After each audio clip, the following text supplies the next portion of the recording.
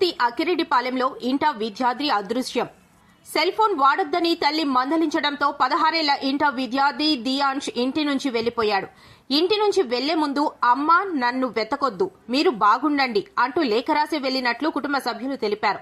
నేనెక్కడున్నా బాగానే ఉంటా, నా ముఖం మీకు చూపించలేను అంటూ లేఖలో పేర్కొన్నట్లు సమాచారం. కుమారుడు కనిపించకపోవడంతో తల్లి దొండపర్తి రోహిణి లక్ష్మి పెందుర్తి పోలీసులకు మిస్సింగ్ ఫిర్యాదు చేశారు. దియాంష్ ఆచూకీ కోసం పోలీసులు దర్యాప్తు చేపట్టి అతని వివరాలు సేకరిస్తున్నారు. దియాంష్ ఆచూకీ తెలిసిన వారు 8712642054 7997833280 నంబర్లకు వెంటనే సమాచారం ఇవ్వాలని కుటుంబ సభ్యులు కోరుతున్నారు. నేను వాళ్ళ మామయ్యని మాట్లాడుతాను. దివ్యాంషు, నాకు మా అమ్మ వాళ్ళు చెప్పారు జరిగిన సిచ్యువేషను. నైట్ బయలుదేరి వచ్చాను నీకోసం. అనుకున్నాం, ఎక్స్పెక్ట్ చేసాం నువ్వు వచ్చేస్తావు మ్యాక్సిమం నైట్ లోపల అనుకున్నాం. బట్ నువ్వు ఇంకా రాలేదు. విత్ సింగిల్ డ్రెస్తో వెళ్ళావంట. మేము చాలా నీకోసం సెర్చ్ చేసాం దారంతా. ఇన్ఫర్మేషన్ చెప్పారు ఓన్లీ ఒక డ్రెస్తో వెళ్ళావని. మేము పోలీస్ కంప్లైంట్ కూడా ఇచ్చాం. సో రాత్రులంతా 2 days నుంచి నైట్ అంతా వెతుకుతున్నాం నీ బస్ స్టాపులంట, స్టేషన్లోని ప్రతి దగ్గర.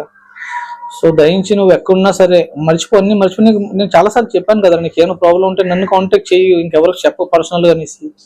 ఇప్పటికీ నేను నీకు చెప్తున్నా అదే, నువ్వు ఎక్కడున్నా జస్ట్ ఏది లేదు, ప్రతి ఇంట్లో జరుగుతాయి సిచ్యువేషన్స్. నువ్వేంటి లేదు, జస్ట్ ఒక కాల్ చేయి నాకు, తర్వాత మనం కూర్చొని మాట్లాడుకుందాం ఏంటన్నది. ఓకేనా? నువ్వు మాత్రం స్కిప్ చేయకు. ప్రాబ్లమ్స్ ఉంటాయి, ప్రతి ఇంట్లో ఉంటాయి, దానికి సొల్యూషన్ పారిపోవడం కాదు. నువ్వు ఎలాగైనా సరే నా నెంబర్ ఉంది, మమ్మీ నెంబర్ ఉంది. ప్రాబ్లం నీకు అర్థం కావట్లేదు, నువ్వు అనుకుంటున్నావు వాళ్ళు బయటకు వెళ్ళిపోయి అందరికీ హెల్ప్ చేస్తున్నాను. నువ్వు వెళ్ళిపోవడం వల్ల ఇక్కడ సిచ్యువేషన్ తాత, మామ, మీ మమ్మీ ముగ్గురు చాలా ప్రాబ్లంలో ఉన్నారు. కండిషన్ మొత్తం మారిపోద్ది నీ ఒక్కడి వల్ల. సో అర్థం చేసుకొని బ్యాక్ వస్తే అందరం కలిసిమెలిసి నీట్గా ఉండొచ్చు.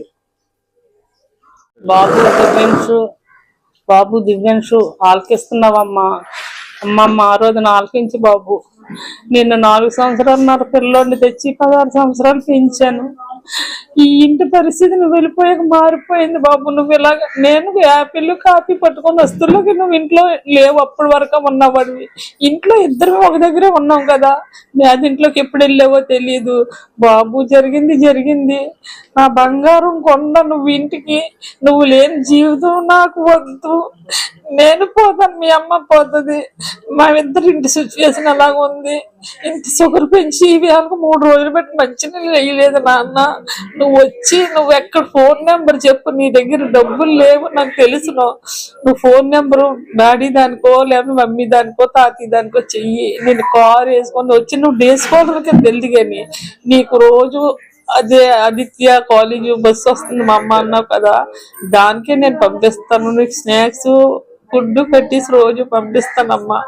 నువ్వు ఈవినింగ్ వద్దు కానీ లేట్ అయినా సరే నీ రూమ్ లో నువ్వు ఉంది కానీ బాబు. చిన్న ఎట్టి పరిస్థితుల్లోనూ సరే నువ్వు లేక ఇల్లు అంతా అసూయ అయిపోయింది. 3 రోజులు బట్టి అగ్గి మంచినీళ్ళు ఏటి లేవు నాన్న. నువ్వు ఎక్కడున్నా సరే వచ్చి వాళ్ళంతే. నువ్వు వచ్చి ఇదే నేను కోరుతున్నాను. తాతయ్య ఎంత ప్రెస్టేషన్ లో ఉన్నారో పడిపోయారు. నువ్వు వచ్చి నాన్న దివ్యాంశు డాడీ నువ్వు వచ్చేసావంటే ఈ వేళ సాయంకాలానికి ఎలాగన్నా వచ్చేస్తే డాడీ మళ్ళీ శుక్రవారం నా ల్యాప్టాప్ డ్యూటీ చేసింది మడతటీసి వచ్చేసాడు. 1,50,000 టికెట్ కొట్టుకొని వచ్చేసాడు నాన్న.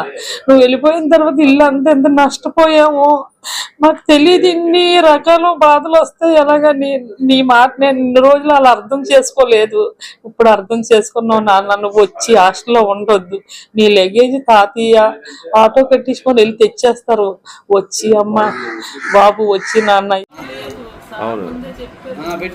తెలియకుండా నా గ్రాండ్మావి ఫోన్లు 2 ఎట్టుకోకపోతే ఒక ఫోన్ పెట్టినప్పుడు ప్రిన్సిపల్ వార్తను ఎవరో చూసి కొట్టుకుంది. ఫోన్ ఎందుకు ఇచ్చేవాడు కానీ ఆ మదర్కి తాతయ్యకి ఫోన్ చేశారు. ఇద్దరు వెళ్ళి సారీ చెప్పి ఫోన్ చేశారు. అయిపోయింది. సెలవుకి వచ్చాడు, శనివారం ఉన్నాడు, ఆదివారం నుండి సోమవారం పంపించాడు. అయితే అన్నీ రెడీగానే పెట్టుకున్నాక అలా అమ్మన్నది నా ఫోన్ వినిపించలేదమ్మా, నా మోగ ఫోన్ ఎక్కడున్నది అది పొద్దున్న నుండి అడుగుతుంది. నాకు తెలియదు. లాస్ట్కి అది అన్నాడు నా దగ్గర ఉన్నది అలాగన్నది. ఇది కూడా పట్టుకెళ్ళావా నువ్వు? హాస్టల్ ఫోన్ వద్దన్న ఫ్రెండ్ ఫోన్ ఎందుకు పట్టుకెళ్ళావని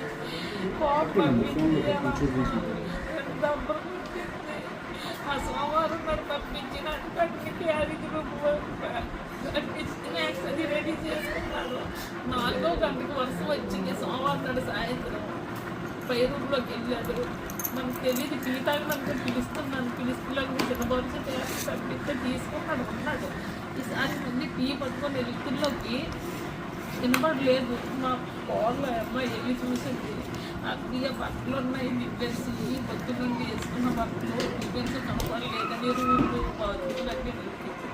మేమందరం ఎక్కడే కూకున్నాం, తాతయ్య నేను పొద్దున్న 4కి సాయంత్రం. మీకు ఏమవుతాడు అబ్బాయి? నా మన్న కూడా నా కూతురు. ఈసారి ఎలా తిరిగి ఆ గోడ